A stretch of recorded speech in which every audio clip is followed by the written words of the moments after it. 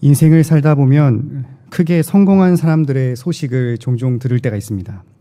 잘 알지는 못하지만 여론에 언일 보도되는 유명인들이나 때로는 과거 친분이 있었던 지인들까지 여론에서 알려주는 그들의 내용들과 스토리를 보면 우리와 별반 다를 것 없는 평범한 사람이고 과거 기억조차 가물가물했던 조용한 친구인데도 불구하고 이 아무도 생각할 수 없는 큰 일을 이루었다라는 것을 볼 때 어떻게 저런 일을 해낼 수 있었을까라는 자문이 들기도 합니다. 그리고 성공한 사람들을 잘 들여다보면 여김없이 한 가지 꼭 공통점이 발견되는데 그것은 뭔가를 결심하고 고통을 감수해내서 끝까지 해내는 바로 이 인내심이 다르다는 점입니다. 이 인내심에 대해 재미있는 연구를 하나 발견했는데 1966년 스탠포드 병설 어린이집에서 무려 10년간 동안 이 실험을 지켜봤다 합니다. 그 내용은 정말 간단하게 이 4살 아이들에게 매주 금요일마다 마시멜로 하나를 주면서 선생님이 나간 동안 갔다 온 뒤에 참고 있는 친구들에게는 1개 더 준다라는 목표를 설정한 후에 지켜보는 것이었습니다. 그러면 당연히 먹은 아이의 그룹과 먹지 않은 아이의 그룹으로 나뉘겠죠. 그 두 그룹을 10년 동안 천천히 지켜본 결과 아이들이 보여준 차이가 상상외로 컸다고 합니다.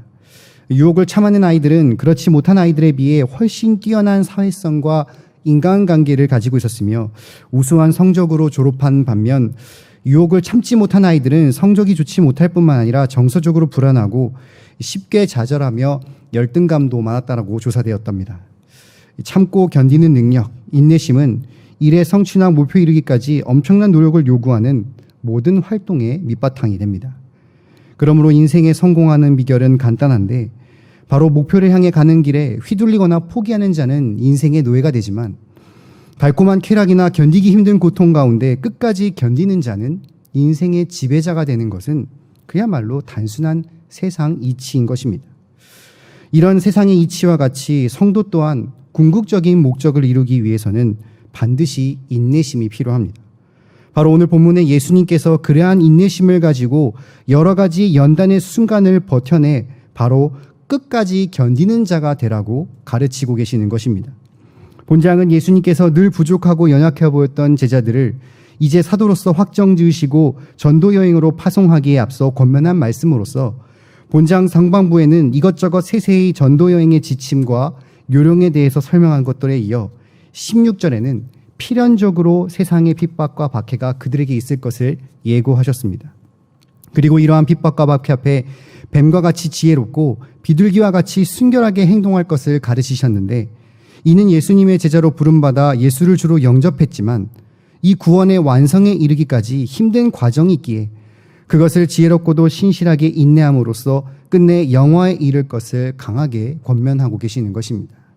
이는 오늘날 성도들에게도 적용되지 않습니까? 우리는 예수 그리스도를 알고 그분을 영접하여 믿음으로써 구원받았지만 아직 완전한 구원에 이르지는 못한 자들입니다. 그리고 그러한 완전한 구원인 영화에 이르기까지 앞선 사도들과 마찬가지로 예수를 믿는 성도로서 복음을 전하고 사명을 감당하는데 수많은 세상의 눈초리와 비난, 더 나아가 핍박과 박해라는 만만치 않은 과정들을 이미 경험하셨고 앞으로도 해야 합니다.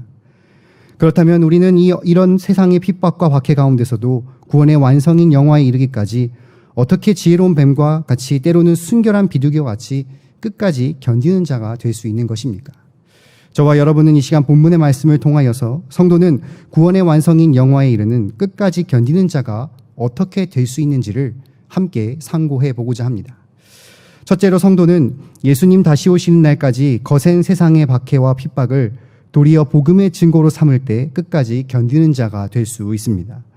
다 함께 17절부터 23절까지의 말씀을 함께 합독하겠습니다. 사람들을 삼가라. 그들이 너희를 공회에 넘겨주겠고 그들의 회당에서 채찍질하리라. 또 너희가 나로 말미암아 총독들과 임금들 앞에 끌려가리니 이는 그들과 이방인들에게 증거가 되게 하려 하심이라. 너희를 넘겨줄 때에 어떻게 또는 무엇을 말할까 염려하지 말라. 그때에 너희에게 할 말을 주시리니 말하는 이는 너희가 아니라 너희 속에 말씀하시는 이 곧 너희 아버지의 성령이시라.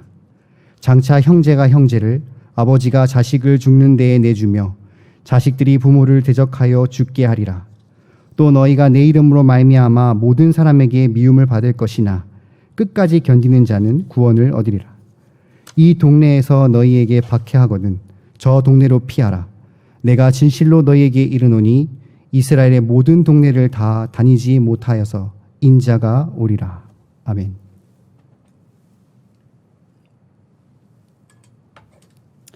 서론에서 언급했듯이 예수님께서는 파송을 가는 전도자들에게 핍박과 박해가 필필이 다가옴을 선언하셨습니다. 이는 이미 꾸준히 가르치신 내용이며 오늘날 신구약 성경을 완성본을 통해 묵상하는 성도들에게도 이 성경의 여러분의 일관된 부분을 통해 알고 있던 사실입니다. 무엇보다도 예수님께서 친히 십자가에 못 박혀 대속의 사역을 통해 세상의 핍박과 박치의 극치를 친히 몸소 보여주셨기 때문에 이러한 다가오는 핍박과 박해로 인한 고난을 겪을 제자를 더욱더 안타깝게 생각하시며 엄중하게 가르치고 계시는 것입니다. 17절에 사람을 삼가라는 이 말은 그들에게 다가오는 사람들을 경계하라라는 뜻입니다. 그 대상은 전절의 유대인들을 비롯하여 18절에는 이방인들, 그리고 21절에는 혈육까지 정말 다양한 계층의 사람들을 말하고 있습니다. 그러니 제자들이 사람을 경계하는 것은 이미 예수님을 쫓아다니며 괴롭히고 핍박했던 유대인들을 이제 넘어서 이제는 예수를 전한다는 그 단 한 가지의 이유로서 많은 이방인들로 인해 곧 공회로 넘어져 회당에서 채찍질을 당하고 총독과 임금들 앞에 서서 수치를 당할 것이며 가족들로 인해 형제 자매끼리 부모 자식 간임에도 불구하고 서로 대적하고 죽이는 그야말로 끔찍한 일이 벌어지기 때문입니다. 그로 인해 벌어진 핍박과 박해는 한 사람이 감당하기에 육적으로나 정신적으로나 큰 고통을 선사하기 충분했습니다. 즉 그저 예수를 믿어 복음을 전파하며 사명을 감당하는 그 단 하나의 이유로 제자들은 세상의 권력자들과 위정자들에게 붙잡혀 형벌과 처형을 당하고 하나뿐인 사랑하는 가족들로부터 온갖 미움을 당하고 배척당하는 등 그야말로 한 인생이 육적으로나 정신적으로 견딜 수 없는 큰 고통에 휩싸이게 될 것을 이미 말씀하신 것입니다. 물론 이러한 핍박과 박해는 일부러 당할 것이 없는 것은 23절 상반절을 통하여 이 동네에서 너희를 박해하거든 저 동네로 피하라고 했는데 이는 이미 우리가 서론에 본 대로 복음 전파 사명 또한 우리가 어디까지나 뱀과 같이 지혜롭게 감당할 것을 말씀하신 것입니다. 그런데 문제는 이러한 사명을 감당하고 또 피하다 보면 결국은 피할 수 없는 그 마지막에 핍박과 박해를 당하게 되는 경우입니다. 바로 이 경우에는 뱀과 같이 피하고자 한다면 이는 기회주의자로 전락해 볼 수밖에 없으니 바로 뱀과 같은 지혜로움과 더불어 비둘기와 같은 순결함을 통해 신앙을 굳건하게 지켜야 됨을 말합니다. 즉 피할 수 없는 필연적 박해와 핍박 앞에 너희는 오직 정신을 차려 가장 지혜롭게 대처하되 언제나 굳은 신앙을 지켜 견디라고 예수님께서는 말씀하고 계신 것입니다. 그렇게 피할 수 없는 핍박과 박해를 견디고자 하는 목적이 오늘 본문에 분명하게 나오는데 이는 바로 그들과 이방인들에게 증거가 되기 때문이다라고 했습니다. 높고 높은 권세자들 앞에 평범한 사람이 설 수 있는 기회가 많겠습니까? 그러나 예수님의 제자들은 단지 예수님을 전한다는 그 이유 하나만으로 총독과 임금들 앞에 또 수많은 이들 앞에 세워지게 될 것입니다. 그리고 그렇게 세워진 제자들을 미련하게 쳐다보는 불신자 앞에서 그들은 자신들이 예수님의 진짜 제자임을 드러낸과 동시에 참된 신앙을 보여줄 수 있는 절호의 기회가 되는 것입니다. 그리고 막상 그 자리에 서서 어떻게 무엇을 말할까 염려할 것은 없는 것은 바로 너희 속에 말씀하시니 곧 성령께서 너희에게 할 말을 주시기 때문입니다. 이처럼 예수 그리스도를 영접하여 굳건하게 믿을 뿐만 아니라 주신 사명을 감당하는 자라 한다면 세상의 그 어떤 권세자 앞이든 하나뿐인 가족 앞이든 그 누구 앞이라 할지라도 핍박과 박해를 견디는 그 이유가 바로 복음을 증거하기 위함이 되어야 합니다. 그리고 그러한 이유와 목적을 분명하게 가지고 나간 자는 이내 불신자들에게 복음을 전하는 말을 바로 성령님의 인도하심에 따라 저절로 나오게 되는 것이며 바로 예수님이 다시 오시는 그날까지 그 어떤 핍박과 박해 속에서도 구원의 완성인 영화에 이르고 마는 것입니다. 1925년 작품인 이 미국의 소설 위대한 개츠비라는 소설이 있습니다. 영화화도 된 적이 있어서 유명한 작품인데 여기 나오는 이 개츠비라는 인물은 그 매주마다 정말 몇백만 불씩 써가며 몇백 명씩 초대하여 파티를 매주마다 엽니다. 이에 주인공이었던 이는 도대체 왜 매주마다 저렇게 많은 돈을 써가며 파티를 여는 그를 의심하고 조사하는데, 그가 파티를 여는 이유는 아주 단순하기 짝이 없었습니다. 그는 바로 전 애인이었지만 이미 결혼했던 데이지와 그저 우연이라도 다시 한번 만나기 위해, 마주치기 위한 그 딱 하나의 이유만을 가지고 그는 그녀의 근처에 이사를 오는 수고를 더하고 매주 수천 불을 달러를 지불하며 수고를 마다하지 않고 스스로 그 파티의 회의감을 느끼면서도 꿋꿋이 버텼으며 이웃들의 질시와 질타에도 아랑곳하지 않고 파티를 연 결과 결국 옛 애인이었던 데이지와 다시 재회하는 기쁨을 누렸습니다. 이처럼 분명한 이유와 목적을 가진 사람은 아무리 어렵고 힘들더라도 주변의 비난과 질시, 더 나아가 핍박과 박해가 있을지라도 끝까지 버티고 견디는 원동력이 되어줍니다. 마찬가지로 성도 또한 이러한 세상과 핍박과 박해 앞에서도 우리가 오히려 이러한 일들을 복음을 증거할 수 있는 기회됨을 기억하며 견딜 때 바로 그것은 우리가 견딜 수 있는 원동력이 됩니다. 안타깝게도 예수님께서는 다시 오시는 그날 정말 그 다가올수록 사단은 더욱더 사납게 날뛸 것이며 세상은 똘똘 뭉쳐 참된 교회와 성도들을 핍박하고 탄압할 것입니다. 그것은 단순히 교회라는 단체적으로 접근하는 것이 아니라 성도 각 개인에게 영향을 미치게 되는데, 직장에서 예수를 믿는 성도로서 회식 자리를 피하거나 음주를 거부했을 때 동료로부터 따돌림을 당하고 승진 시험에 불이익을 받을 수도 있습니다. 내일부터 시작되는 설 명절상에 이 성명절 제사상에 동참하지 않는다는 그 단 하나의 이유만으로 혈육들로부터 따가운 눈초리를 받으며 온갖 욕을 먹을 수 있는 등 그야말로 현실은 더욱더 악화되어 가는 것입니다.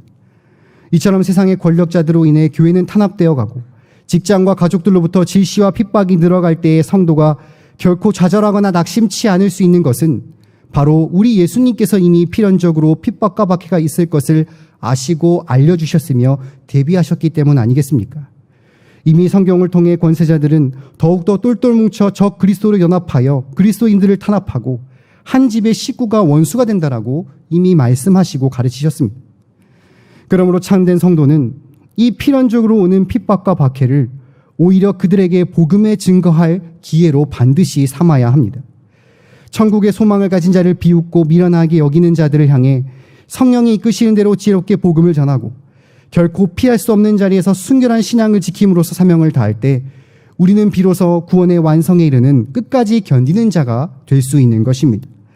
주신 말씀처럼 예수님 다시 오시는 그날까지 비록 세상의 권세자들에게 핍박과 사회적 배척 그리고 가족들의 미움이 더더욱 심해질 수밖에 없지만 오히려 이것을 복음을 전할 기회로 삼아 성령의 인도하심으로 사명 감당하심으로써 끝까지 견디는 자가 되시는 경양의 성도들 되시기를 간절히 바랍니다. 둘째로 성도는 악한 무리보다도 심판주이신 하나님을 두려워하여 세상의 박해와 핍박 가운데서도 굳건히 예수를 주로 고백하는 경외의 신앙을 지킬 때 끝까지 견디는 자가 될 수 있습니다. 다 함께 24절에서 33절까지의 말씀을 함께 합독하겠습니다. 제자가 그 선생보다 또는 종이 그 상전보다 높지 못하나니 제자가 그 선생같이 종이 그 상전 같으면 조카도다. 집주인을 바알세불이라 하였거든 하물며 그 집 사람들이랴. 그런즉 그들을 두려워하지 말라. 감추인 것이 드러나지 않을 것이 없고 숨은 것이 알려지지 않는 것이 없느니라. 내가 너희를 어두운 데서 이르는 것을 광명한 데서 말하며 너희가 귓속말로 듣는 것을 집 위에 전파하라. 몸은 죽여도 영혼은 능히 죽이지 못하는 자들을 두려워하지 말고 오직 몸과 영혼을 능히 지옥에 멸하실 수 있는 이를 두려워하라. 참새 2마리가 한 아살로니에 팔리지 않느냐. 그러나 너희 아버지께서 허락하지 아니하시면 그 하나도 땅에 떨어지지 아니하리라. 너희에게는 머리털까지 다 세신 바 되었나니 두려워하지 말라. 너희는 많은 참새보다 귀하니라. 누군지 사람 앞에서 나를 시인하면 나도 하나님에 계신 내 아버지 앞에서 그를 시인할 것이요. 누구든지 사람 앞에서 나를 부인하면 나도 하늘에 계신 내 아버지 앞에서 그를 부인하리라. 아멘.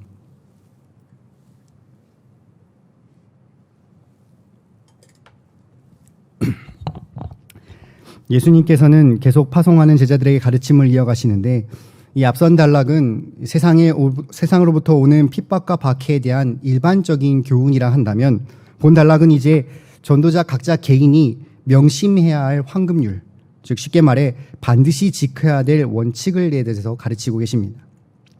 먼저 24절에서 25절 상반절까지를 통해 제자가 선생보다, 종이 주인보다 높을 수 없고 그 위치가 같기만 해도 충분하다라고 말씀하시는데, 이는 예수님의 제자가 선생이자 주인이신 예수님과 똑같이 핍박을 받고 박해를 받는 것만큼 영광스러운 일이 없다라고 제자들에게 격려해 주십니다. 그러면서 다시 한번 핍박을 예고하시는데 25절 하반절에 집주인인 주님을 바알세불이라는 귀신 들린 자로 배척하는 자들이 예수님 제자를 어떻게 대접하냐는 이 말로 똑같이 핍박하고 박해하는 것은 불보듯 뻔한 일인 것입니다. 그러니 예수님은 더더욱 강조하시며 그들을 두려워하지 말라라고 강하게 가르쳐 주십니다. 여기 두려워하지 말라는 본 단락에 무려 4번이나 반복된 정도로 예수님께서 또 강조하신 단어입니다. 그들이란 앞서 언급한 것처럼 이 세상의 권세자, 총독, 임금, 이방인, 혈육, 가족 등 성도들을 핍박하고 박해하는 자들을 말합니다. 그들은 힘이 있어 우리의 환경에 영향을 줄 수 있고 우리의 삶에 밀접하게 연결된 터라 그들의 핍박과 박해에 그 삶은 피폐해질 수밖에 없습니다. 그런데 예수님께서는 어째서 이러한 사람들을 두려워하지 않을 수 있다, 두려워하지 말라라고 말씀하고 계신 것입니까? 이는 두 가지로 볼 수 있는데, 첫째로 그들은 제한적인 권세를 지닌 유한한 존재에 불과하기 때문입니다. 그들이 이 땅에서 낼 수 있는 가장 큰 힘은 바로 사람을 죽일 수 있는 것인데, 바로 몸은 죽일 수 있을지 몰라도 영혼은 죽일 수 없습니다. 이 땅에서의 삶이 끝이며 전부라고 생각하는 불신자들에게는 그야말로 하늘을 보듯이 두려워할 수 있는 권세이지만 참된 성도에는 똑같이 통용되지 않습니다. 왜냐하면 성도에게는 이보다 더 두려워할 분이 계신데, 그것은 바로 오직 몸과 영혼을 능히 지옥에 멸하실 자, 즉 심판주 되시는 하나님이 계시기 때문입니다. 여기 지옥이란 단어는 영원히 고통받을 곳이라는 의미로서 이미 예수님께서 가르치신 대로 각 사람의 모든 행위에 따라 심판하는 날 복음을 영접하지 않는 자가 가는 곳을 말합니다. 그러니 유한한 인생 속에 잠시 잠깐 겪는 고통에 비해 인생 이후에 영원히 겪을 고통이 훨씬 길고 클 수밖에 없기 때문에 바로 이러한 사실을 믿는 성도에게는 그 어떠한 권세자보다도 하나님을 더 두려워하는 것이 마땅했던 것입니다. 둘째로 이러한 하나님께서는 자기 백성들을 귀하게 돌보시기 때문입니다. 31절에 등장하는 두 참새는 그 당시에 가장 가난한 사람들이 즐겨 먹던 음식, 약 오늘날 돈로 5,000원 정도로 구할 수 있는, 저렴하게 구할 수 있는 음식입니다. 바로 그런 하찮은 참새 하나도 땅에 떨어뜨리지 않게 보호하시고 인자하시는 분께서 사람 자신조차 셀 수 없는 그 머리털 하나하나 숫자까지도 세밀하게 세시고 살펴보시고 보호해 주시는 바로 그러한 하나님이 계시기 때문에 조금도 두려워하지 않을 것을 말씀하신 것입니다. 이렇게 세상의 그 어떠한 권세자와 물리적 압박보다도 하늘에 계신 하나님을 두려워할 줄 아는 바로 이 경외의 신앙을 가진 성도에게는 그 신앙을 지키기 위해 반드시 해야 할 일이 하나 있는데, 그것은 바로 많은 이 앞에 예수를 주로 시인하는 것입니다. 이는 단순한 고백 이상을 의미하고 있는데, 당시 핍박과 박해가 난무하는 사회적 상황을 비교해 본다면 많은 이들 앞에 예수를 주로 시인하느냐 안 하느냐에 따라 목숨이 달려 있었기 때문입니다. 주로 시인하는 자에게는 모진 핍박과 박해, 고문과 처형이 기다렸으나 그러한 자에게는 바로 예수님께서 하늘에 계신 아버지께서 참된 성도와 같이 너를 내 아들이라고 시인하시겠다라고 말씀하셨습니다. 그런 반면 자신의 목숨과 처지를 두려워하여 부인하는 자는 그 사람이 최후의 심판대에 섰을 때 똑같이 나는 이 사람이 누군지 모른다라고 부인하시겠다라고 한 것입니다. 이처럼 자신의 처지를 두려워하여 예수를 부인하고 세상 권력 앞에 굴복하는 자는 그 선택에 따라 지옥뿐이지만, 세상 그 높은 권력자 앞에서도 심판주 되신 하나님을 두려워하여 핍박과 고난이 있을지라도 담담하게 예수를 나의 주로 고백하는 경외의 신앙을 가진 자는 반드시 끝까지 견뎌 구원의 완성인 영화에 이르고 마는 것입니다. 사람은 누구나 다 상대적으로 더 큰 권위와 힘을 가진 사람을 두려워하기 마련입니다. 직장으로 예를 들어 본다면 가장 두렵고 가장 가까운 사람은 팀의 리더이겠지만 어디까지나 그가 가진 권한은 승진을 맡고 업무가 과중한 정도일 뿐이지, 만약 자신의 회사에 살아남을 수 있을지 없을지를 결정할 권한을 가진 이사나 사장이 온다면 당연히 그보다 더 두려워하지 않겠습니까? 하물며 생사 여탈권을 가진 자가 있다면 그 앞에 무릎 꿇고 더더욱 두려워하는 것 또한 당연할 것입니다. 마찬가지로 절대 주권자이자 천국과 지옥을 가는 길을 심판하실 수 있는 하나님을 믿는 성도라 한다면 과연 누구를 더 두려워해야겠습니까? 비록 이 세상의 권세자를 사단의 무리들의 그 힘과 권세가 나날이 강해져 우리의 삶을 너무나 위협하고 있지만, 그러나 이 모든 것을 초월하시고 뛰어넘으시며 이 땅의 삶 이후까지도 주관하실 수 있는 하나님을 두려워하기만 한다면 우리는 이 땅의 모든 핍박과 박해를 넉넉하게 이길 수 있는 것입니다. 초대교회 시절 그리스도인들이 재판장에 섰을 때의 무죄와 유죄의 차이는 단 하나입니다. 바로 예수를 저주하는 자는 무죄이나 예수를 시인 자는 유죄로 처형되는 것입니다. 이에 불신자 마냥 이 땅의 삶의 미련을 버리지 못해 자신의 처지와 목숨을 걱정하여 그들을 두려워한 자는 모두 다 예수님을 배교했습니다. 즉 그들은 끝까지 견디지 못해 이내 구원의 완성에 이르지 못한 것입니다. 그러나 그 와중 가운데서도 자신의 목숨을 아끼지 않고 예수를 주로 시인하여 사형 선고를 받아 집행당한 자를 우리가 잘 알고 있듯이 그들을 순교자라 불렀습니다. 그들은 기껏해야 이 땅에서 몸 정도밖에 죽일 수 없는 반쪽짜리 권세를 가진 유한한 사람보다도 내 몸과 내 영혼을 능히 지옥에 던지시는 심판주 하나님을 더욱더 두려워했기 때문에 자신의 목숨을 바쳐 예수를 나의 구주로 시인함으로써 그 신앙을 끝까지 지키고 견딘 결과 순교자로서 오늘날까지 그 이름이 찬란하게 빛나고 있지 않습니까? 사랑하는 성도 여러분, 여러분은 누구를 더 두려워하십니까? 당장 먹고 살 길을 쥐고 있는 또는 나의 성공길로 인도해 줄 수 있으며 좀 더 잘 먹고 잘 살게 해줄 수 있는 권력자들이 나를 떠날까 두려워하고 있지는 않습니까? 그들의 앞에 조금만 신앙을 비치고 교회 다니는 것을 조금만 티를 내도 쏟아지는 핍박과 질시에 더 나아가 목숨을 앗아갈 수 있다고 생각하니 아찔하며 더욱더 두려워하고 있지는 않습니까? 만일 그러한 자를 두려워하고 있다면 우리는 가장 중요한 예수를 주로 시인하는 상황 속에서 예수님을 부인하고 저주하여 이내 구원에 탈락하여 영원한 고통에 이르는 지옥에 떨어지는 벌교자가 될 수밖에 없을 뿐입니다. 그러므로 우리는 어떠한 상황 가운데서도 저 하늘에 늘 나를 지켜보시고 보호하신 하나님을 반드시 두려워해야 합니다. 대단한 권세를 가진 악한 무리들이 우리에게 창피와 모욕을 주고 삶의 기반을 뺏어가는 위협을 하며 실질적인 피해와 고통을 준다 할지라도 우리는 결코 흔들림 없이 오직 몸과 영혼을 능히 지옥에 멸하시는 하나님을 두려워하는 마음으로 끝까지 그런 자들 앞에서 예수를 나의 주로 시인할 때 비로소 우리는 끝까지 견뎌낼 수 있는 것입니다. 주신 말씀처럼 사단의 악한 무리가 세상 큰 권세를 지니고 우리의 삶을 위협한다 할지라도 오직 영과 육을 심판하신 하나님을 더 두려워하여 어떠한 핍박과 박해가 따라올지라도 많은 이들 앞에 예수를 나의 주로 고백하는 이 경외의 신앙을 끝까지 지키심으로써 끝까지 견디는 자가 되시는 경향의 모든 성도들 되시기를 간절히 바랍니다. 사랑하는 경향의 성도 여러분, 그리고 헌신을 다짐하시는 모든 집사회 회원 여러분, 이제 우리는 희년을 단 1년만을 남겨두고 있습니다. 제가 1998년도 이 교회에 처음 왔을 때 아무것도 모르는 어린 나이였음에도 불구하고 우연히 제가 지나가다가 교회가 진 빚과 이자를 듣고 속으로 이 교회는 곧 망하겠구나라는 생각을 할 만큼 정말 그 금액은 어마어마했습니다. 이미 강서 시대를 열기 전부터 시작한 헌당 헌금은 이제 20년을 넘어 30년 가까이 계속 진행되어 담임 목사님을 통하여 비전 헌금까지 이어져 왔습니다. 팬데믹 상황이라는 정말 견딜 수 없고 크나큰 이 악재 속에서도 경향의 모든 성도들은 오직 희년을 바라보며 끝까지 버텨왔고 이제 정말 1년만 버틴다면 우리는 희년의 잔치라는 그야말로 하나님이 주신 영적 잔치에 오직 마음껏 만끽할 수 있습니다.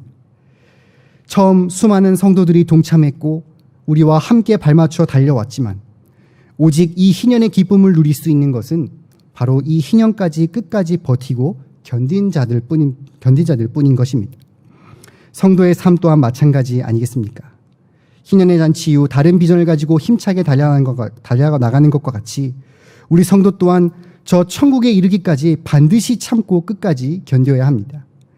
이 생에서 받은 연단은 순간에 불과하지만 이 순간만 지나간다면 실로 현재의 고난과는 비교도 할 수 없는 크고 영원한 영광이 우리에게 예비되어 있는데 우리가 어찌 포기할 수 있겠습니까? 결코 그럴 수 없습니다. 비록 우리의 삶에 필연적으로 오는 핍박과 박해는 상상 이상으로 우리에게 가시가 되어 가장 아픈 곳을 찌르고 후벼팝니다. 충성을 다해 최고의 것을 헌신했음에도 불구하고 이내 사기를 당해 사업이 망하고 순식간에 빚더미에 올라 온갖 사기꾼에게 빚독촉을 받기도 하고 충성을 다해 늘 봉사했음에도 헌신했음에도 불구하고 오히려 암에 걸려 시한부 판정을 받으며 세상 친구들에게 조롱을 받을 때도 있습니다. 정말 충성을 다해 늘 최선을 다해 사명을 감당해왔지만 알아주는 이 하나 없어 도리어 불신 가족들로부터 멸시를 받을 때도 있는 것입니다. 예수님께서 다시 오시는 그날까지, 그날이 가까울수록 세상은 우리를 어떻게든 우겨싸려고 하고 답답한 일을 당하도록 핍박과 박해를 하며 거꾸로 터뜨리도록 늘 시도할 것입니다. 그럼에도 우리가 우겨쌈을 당하지 않고 낙심치 않으며 망하지 않는 것은 바로 우리 안에 성령님을 보내주셔서 늘 우리의 갈 길을 인도하시고 머리카락 한 올 한 올까지 다 세실 정도로 우리에게 관심이 있으시며 사랑하시고 보호하시는 하나님이 계시기 때문 아니겠습니까? 그러므로 참된 성도는 비록 걷는 이 길이 가시밭길이고 고난의 길이고 분투의 길이라 할지라도 기꺼이 복음의 증거의 기회로 삼고 오직 하나님을 두려워하여 예수를 주로 고백하는 이 경외의 신앙을 통해 우리의 모든 연단의 과정을 견뎌낼 때 비로소 우리는 구원의 완성인 영화에 이른다는 사실을 반드시 기억해야 하는 것입니다. 비록 예수를 믿어 오직 복을 받는 것은 아니지만 사단을 통해 필연적으로 오는 핍박과 박해가 나날이 심해가지만 이러한 복음의 전파의 확실한 목적과 하나님을 경외하는 신앙을 통해 끝까지 인내하시고 승리하심으로써 믿음의 선진들과 순교자들과 같이 저 구원의 완성인 천국에서 찬란히 그 빛을 발휘하시는 경양의 모든 성도들 되시기를 주님의 이름으로 간절히 축원합니다.